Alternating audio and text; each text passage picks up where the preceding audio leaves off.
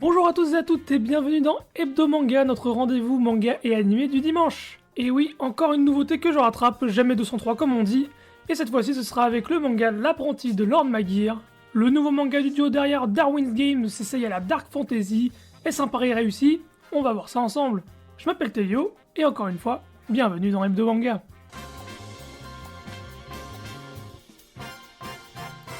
Flip-Flops. Bon, au-delà du nom assez reconnaissable, c'est aussi un duo connu et expérimenté dans le paysage manga. Car en effet, ce duo est à l'origine de l'iconique aujourd'hui Darwin's Game, ce manga de survival game qui est beaucoup plus profond et malin que ce qu'il paraît. Aujourd'hui, ce duo est de retour en France aux éditions Mana Books avec le manga L'apprenti de Lord Maguire. Enfant, Gar a été sauvé de la mort par Kuon, une magicienne de très haut niveau. Des années plus tard, le jeune mercenaire est aussi devenu un épéiste hors du commun. À l'occasion d'une mission particulièrement dangereuse, il croisera de nouveau la route de sa bienfaitrice et prendra une décision qui bouleversera sa destinée. Entamer un apprentissage à ses côtés et devenir à son tour un magicien surpuissant. Découvrez L'apprenti de Lord Maguire, une épopée de dark fantasy disponible aux éditions Mana Books. L'apprenti de Lord Maguire raconte l'histoire de Gar, enfant qui a été élevé par une magicienne de très haut niveau nommée Kuon. Quelques années plus tard, le jeune homme devenu mercenaire rejoint un groupe de chevaliers qu'il a engagé pour éliminer un magicien. Mais tandis qu'ils sont en route vers leur objectif, les chevaliers sont débusqués par leur cible et les hostilités commencent. Face à cet ennemi surpuissant, Gar doit faire un choix qui l'amène étonnamment à retrouver la trace de sa sauveuse et devenir, malgré lui, son apprenti. Le rideau se lève sur un récit de voyage de dark fantasy mêlant épée et magie. Avec ce résumé, on pourrait se dire que le registre change totalement de leur ancien travail, mais en fait, pas vraiment. C'est même une trajectoire assez logique après avoir lu Darwin's Game. Pour avoir lu ce manga il y a très peu de temps, j'ai encore le récit en tête et il n'est pas vraiment étonnant de retrouver ce duo sur de la dark fantasy. On garde le côté violent et cruel, mais on troque la dimension époque contemporaine par un univers complètement original. Ce n'est pas quelque chose de nouveau chez ce duo, car Darwin's Game présentait déjà cet aspect d'univers original, avec les sigils qui sont plus ou moins l'équivalent de la magie, bref, rien de vraiment choquant. En finissant Darwin's Game, je me disais justement que j'aimerais voir ce duo sur de la dark fantasy complète, c'est aussi pour ça que j'étais aussi intrigué par ce titre. Il faut cependant avouer que le début de cette nouvelle œuvre est beaucoup moins efficace que celui de leur précédent manga. Ici, le monde semble dans les sentiers connus des mangas de dark fantasy, reprenant les codes classiques du genre. Bien que la recette soit correctement utilisée, cela reste difficile d'être complètement enthousiaste par rapport à un univers qu'on a déjà l'impression d'avoir vu autre part.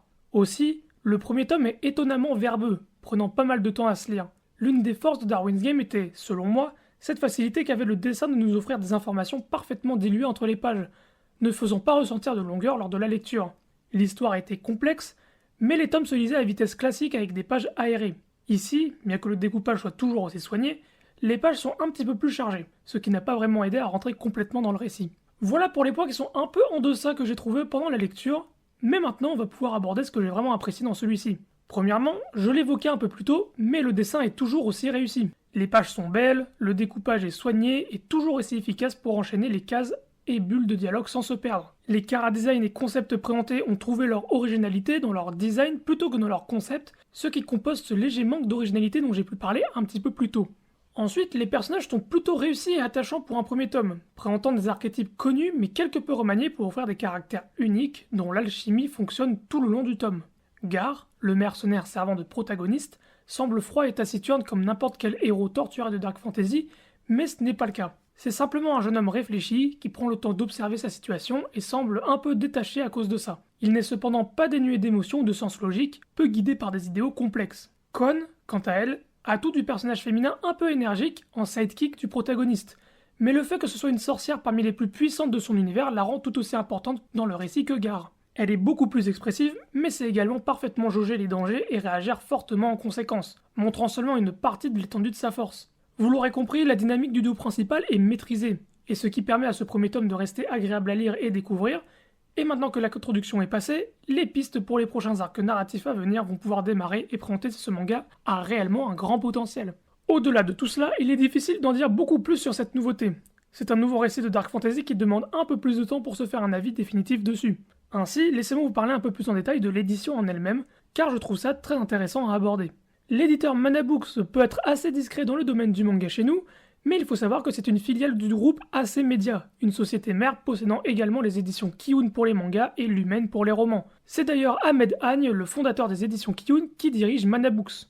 Ce que ça veut dire, c'est que bien que le nom et les cibles éditoriales soient différentes, tout ce qui concerne la chaîne de fabrication est forcément similaire à celle de Kiun. Cette maison d'édition étant l'une de mes préférées sur le marché avec des tomes de bonne qualité pour des prix ayant peu augmenté par rapport à des concurrents, j'étais très satisfait de constater que cette qualité se retrouvait également sur cette nouvelle série.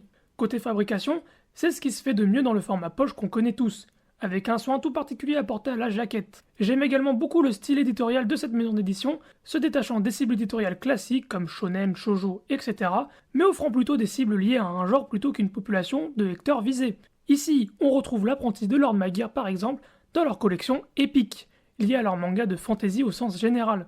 Mais du coup, pourquoi ce manga se retrouve chez eux plutôt que chez Kiun, alors que Darwin's Game est un titre presque historique de cette maison d'édition? Je n'ai pas de réponse officielle, mais je pense que Mana Books est une maison d'édition orientée jeux vidéo et univers fantasy. Les titres comme L'apprenti de Lord Maguire constituent une certaine logique dans le paysage Mana Books plutôt que Kiun. Après, c'est vrai que Kiun est très orienté dark fantasy depuis sa création, donc je mets quand même des pincettes sur cette raison. J'espère en tout cas que cette différence ne va pas nuire à un possible succès du manga, d'autant que la communication autour du titre était plutôt timide, contrairement aux dernières nouveautés Kiun, avec Ichi the Witch, mais également par exemple Cosmos, qui était déjà un peu plus discret lui, mais qu'on a vu quand même passer chez eux. Je souhaite tout de même le succès à ce titre, et n'hésiterai pas à vous en reparler à l'avenir si mon avis évolue au fil des tomes.